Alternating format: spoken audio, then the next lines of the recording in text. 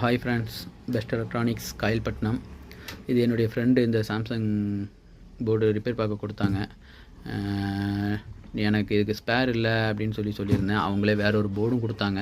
இப்போ அதுலேருந்து ஒரு ஸ்பேர் எல்லாம் எடுத்து மாற்றி இதில் இந்த போர்டை ரெடி பண்ணி செக் பண்ணியாச்சு. ஒயரிங் கொடுத்தாங்க. ஒயரிங் போட்டு எல்லாமே பக்காவாக ரெடி பண்ணி செக் பண்ணிட்டேன். நம்ம டிவி, ஹோம் தேட்டர், அதுக்கப்புறம் இன்வெர்ட்டர், ஏசி, பிசிபி, அதுக்கப்புறம் ஃப்ரிட்ஜு பிசிபி, எல்இடி டிவி இதெல்லாம் சர்வீஸ் பண்ணுறோம். வாஷிங் மிஷின் நான் பண்ணதில்லை.